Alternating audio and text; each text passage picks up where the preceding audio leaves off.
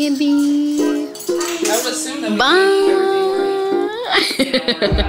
3. How do y'all feel about day 3? I'm excited. I'm excited but sad. Here am I. Yeah. Bittersweet. Yeah, bittersweet. Last day's always bittersweet. Yeah, I know. We better enjoy it. Enjoy the last.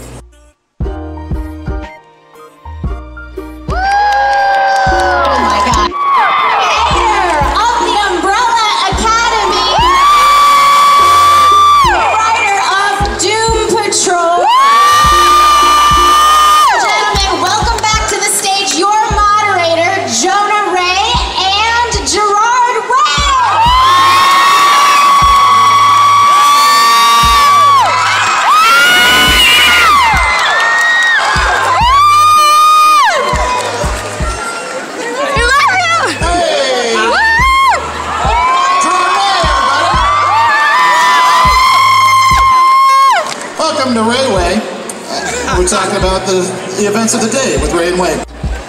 I want to talk about like what you use in your life to stay sane. Right.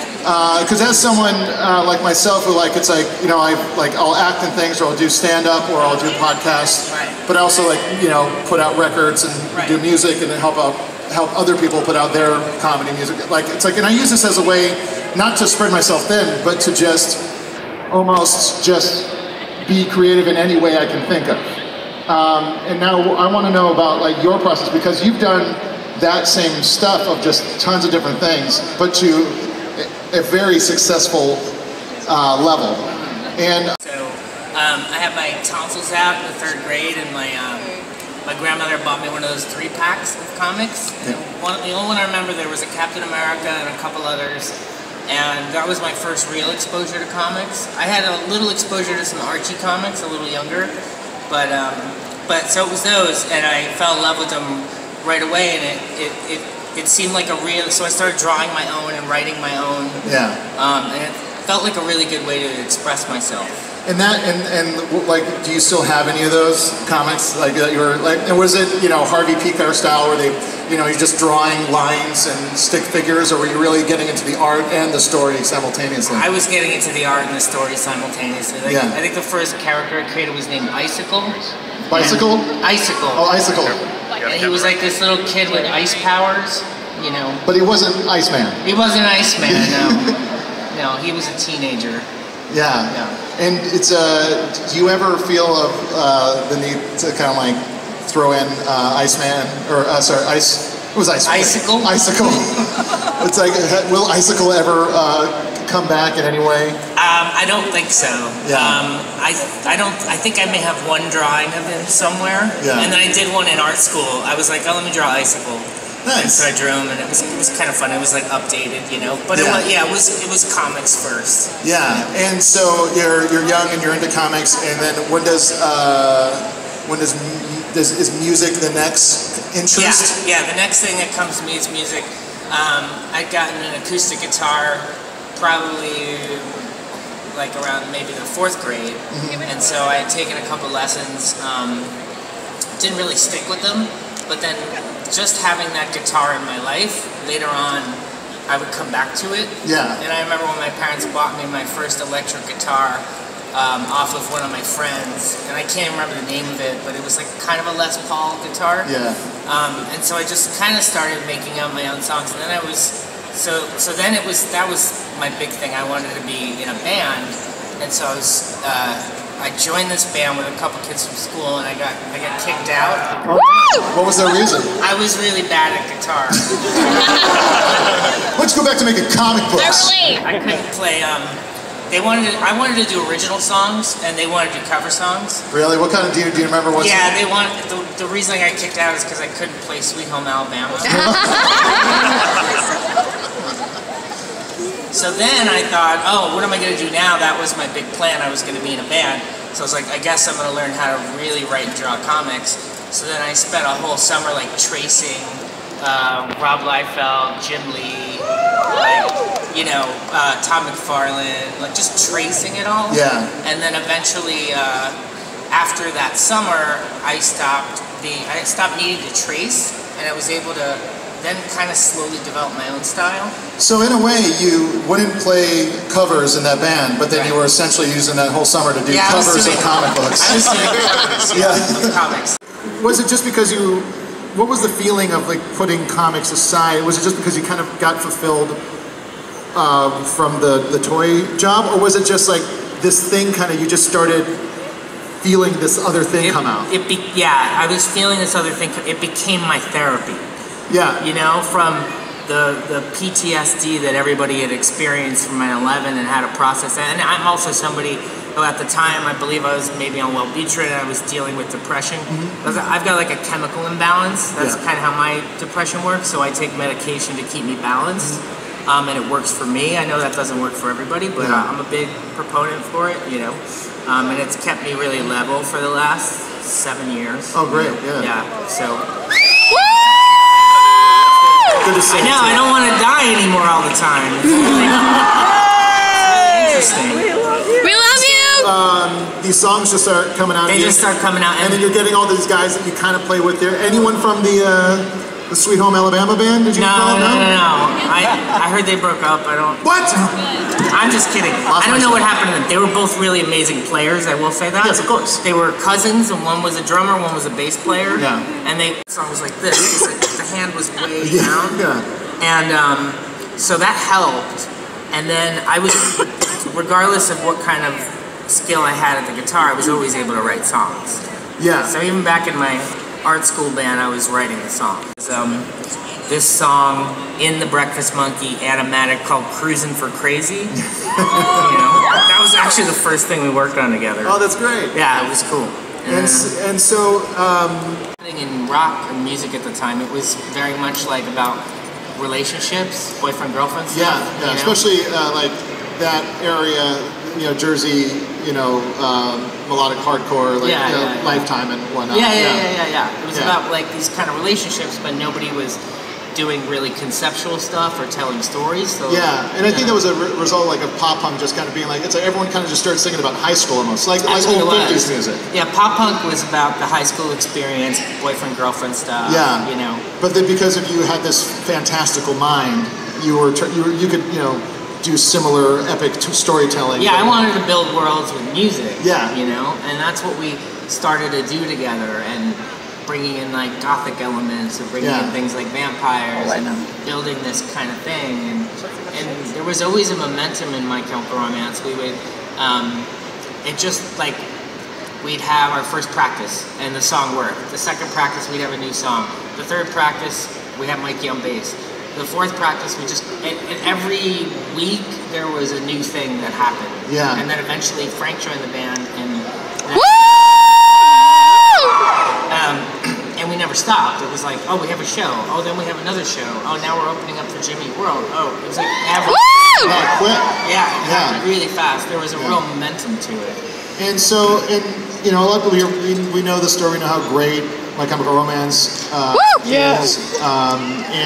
But there's a certain point you get to where you, because touring is tough. Yeah, it is tough. And you kind of have this idea where you're like, what, you do one show a night, you're on a bus the rest of the time, but you don't, a lot of people, like, and I didn't know this before I started going on these bus tours with Mystery Science Theater, where you do the show, and then it takes you a while to get, you know, done with the adrenaline, and then you sleep terribly on a bus. Yeah, that's what happens. Once the bus stops, you sleep throughout the day just trying to recover from the night before, and you think you're going to get other stuff done, and you don't. Well, I figured out how to like kind of game the system. So like I would, obviously I'd be just like you, full of adrenaline at night. I'd be up for a little while, but then luckily I'd still wake up at about 10. Okay. And then I'd have all this time until sound check. But your brain wasn't mush from just feeling tired? It wasn't. Yeah, it wasn't. You know, and I think a lot of it is because even though I used a lot of creativity in My Chemical Romance, it was still like a therapy. Yeah. So I had this other creative itch I wanted to scratch. Yeah. So I would wake up and I really missed comics, and I was on Taste of Chaos, and I got a bunch of markers and stuff, and I would literally set up in the dressing room, and I started creating the Umbrella Academy that way. So that happened. Like you just started coming up with this while the band was going on, and was there something inside you kind of going like, it's like I don't know, can I do both of these things at the same time, or am I going to have to choose? The only thing I had to get rid of in my life was Warcraft. No.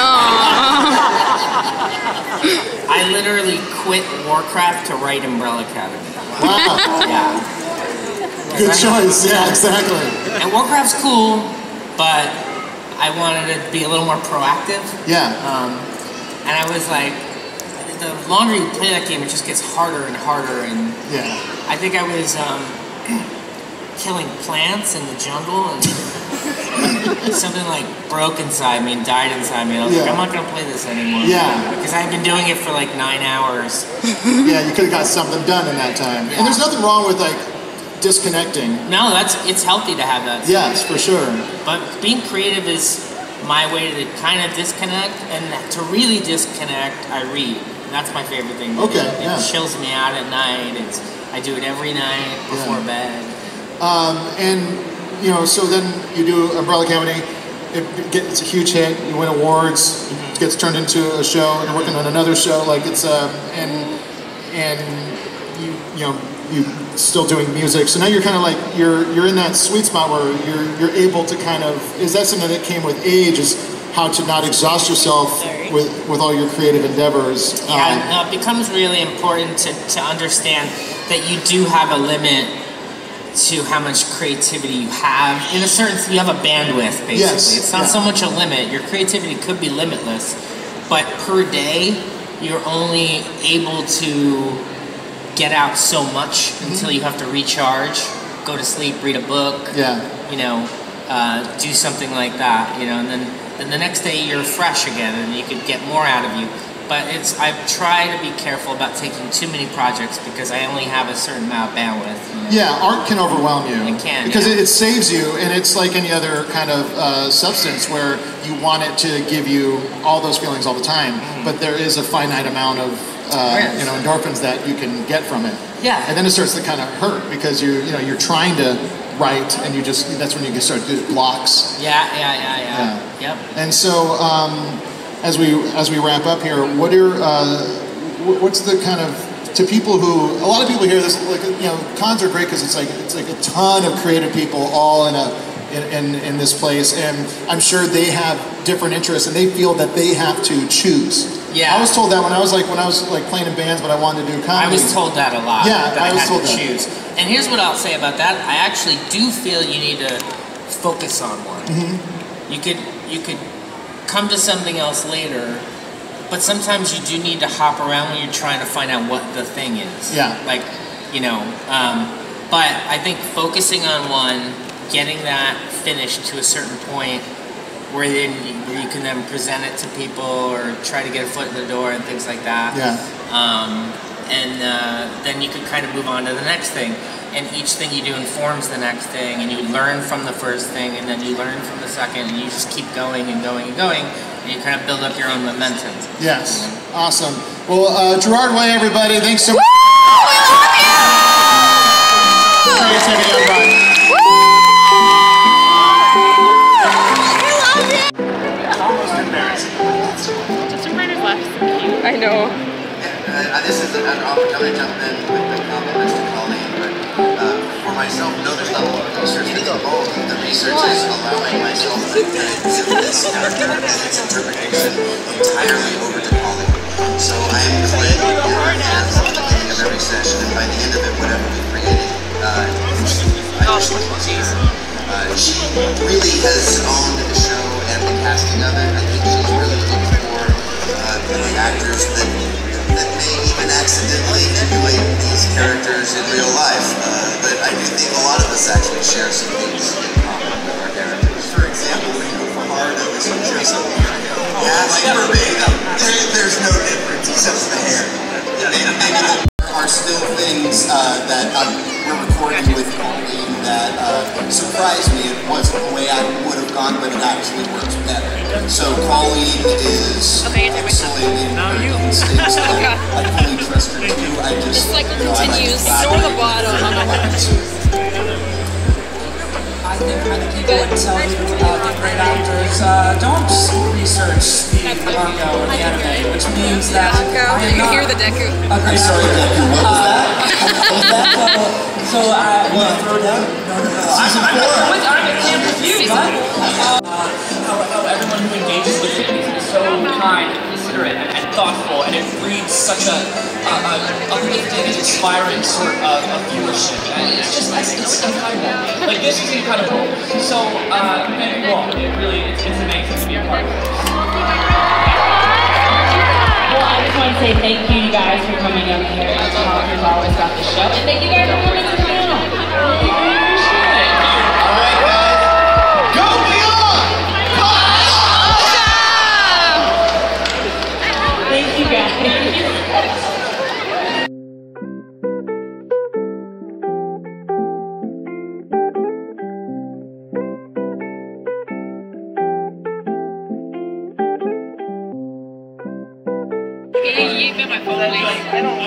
No. The phone.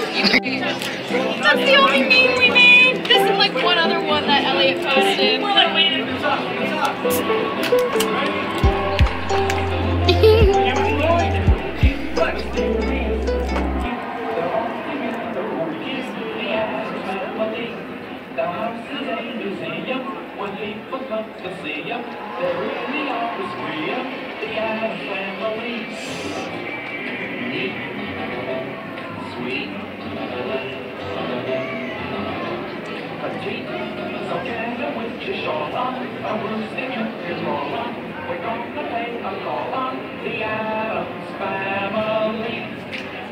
Hey.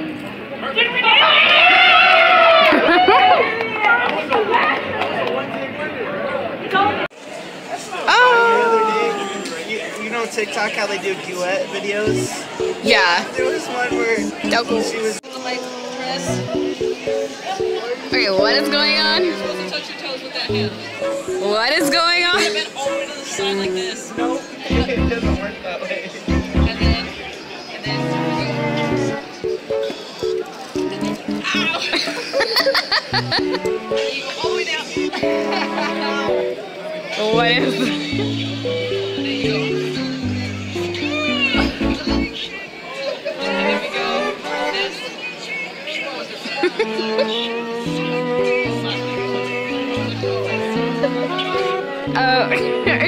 Are you stretching for the dealers? Oh my god.